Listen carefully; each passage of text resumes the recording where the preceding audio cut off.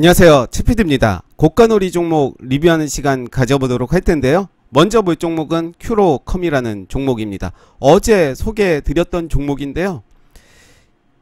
좀 더 차트를 길게 봤습니다. 역대급의 거래량이 나타났고요. 바닥권에서 나타나는 상한가, 바닥에서 나타나는 상한가들은 우리가 좀 주목 있게 좀 봐야 될 필요가 있는데요. 그리고 거래량도 대량의 거래량을 동반한 모습을 볼 수가 있습니다. 오늘 시간 외에서도 좋은 흐름 보여줬고요. 그리고 오늘 음봉으로 마감이 됐지만 상한가 간 캔들을 깨지 않는 모습을 보여줬습니다. 아랫꼬리 역시 종가를 훼손하지 않는 모습이었고요. 그리고 거래량 어제보다도 16% 정도의 거래량이 나왔습니다. 시간에서도 좋은 모습 보여줬고요. 분명히 저는 241선 요 라인을 지지하면서 더 한 번의 상승이 있지 않을까 예상을 해봅니다. 정산해강은 앞에서도 리뷰를 했고 나쁘지 않은 모습이고요. 지금의 자리도 충분히 매력있는 자리로 느껴집니다. 일성건설은 오늘 좀 많이 빠졌습니다. 6.59% 하락하는 모습 보여줬지만 거래량이 그렇게 많이 나오지 않았습니다. 저는 요 라인만 지켜준다면 추가 상승 있어 보이고요.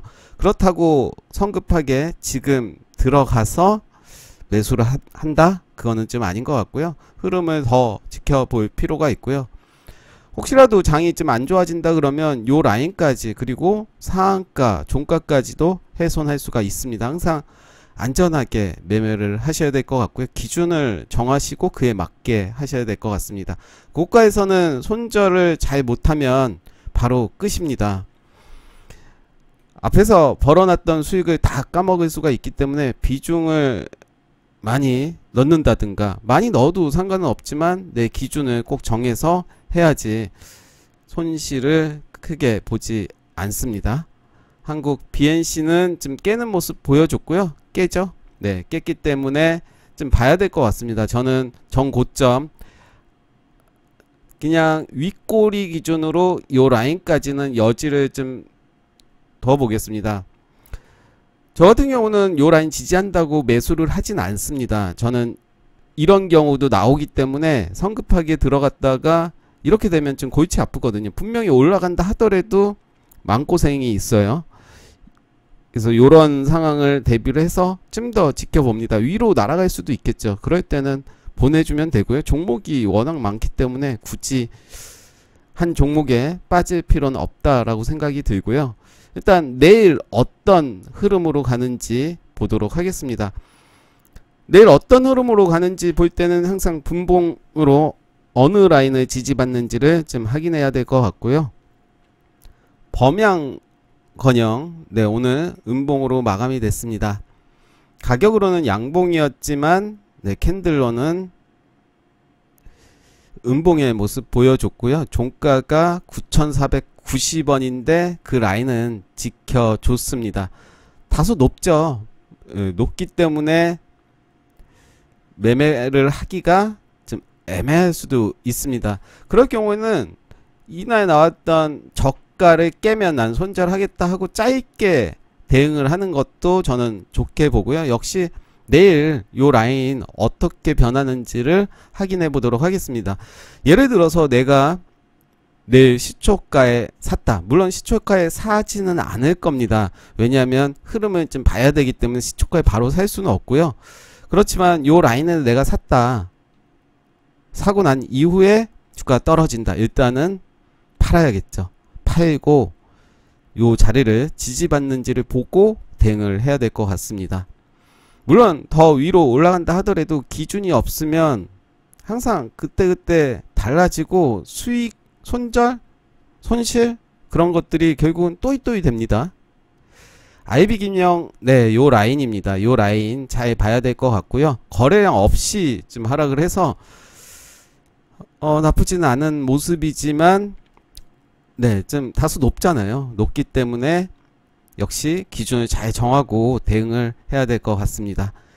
흥국은 좀 짜증이 날 정도로 제가 단일가 매매 기법 공식에 대해서도 소개드린 바가 있는데 보시면 아시겠지만 이런 종목은 없었습니다. 이렇게 질질 끄는, 그리고 거래량이 안 나옵니다. 안 나오고 있기 때문에 저는 그래도 불행 중 다행으로 긍정적으로 보고 있고요. 이 캔들의 중간 가격을 제가 정하진 안 해놨는데 아마 11,300원 정도 겁니다.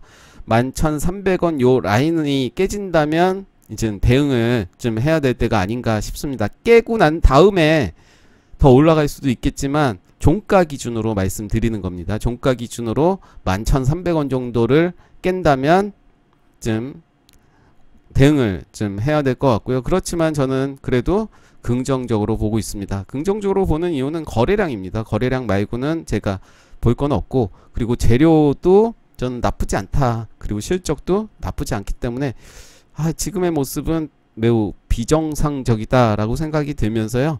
그래서 가장 중요한 게 분할 매수가 아닐까 싶습니다. 만약에 분할 매수로 한 3분할, 5분할을 했다면 지금 마이너스 폭이 크진 않았을 겁니다.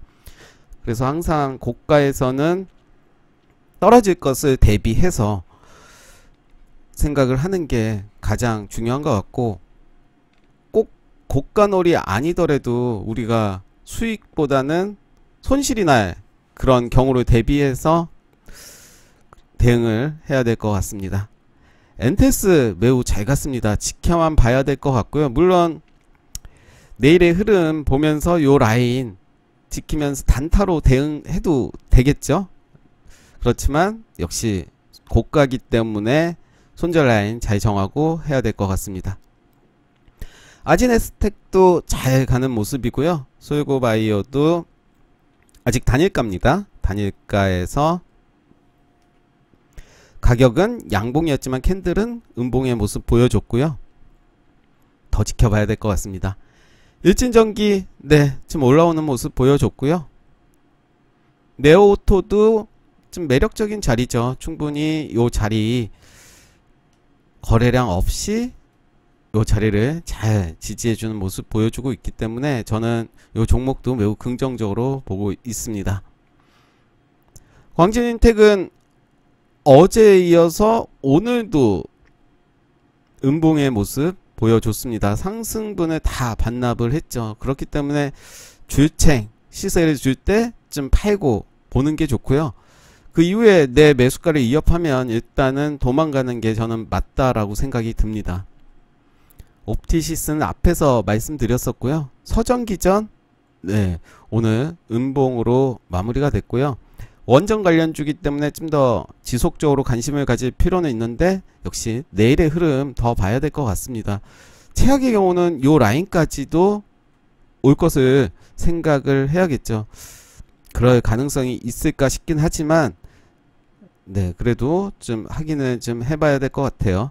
이 캔들의 중간 요 정도 라인을 지켜주는지를 봐야 될 것 같습니다. 오리콤도 좀 많이 빠졌습니다. 거래량이 좀 없이 빠지긴 했지만 내일의 흐름 잘 봐야 될 것 같고요.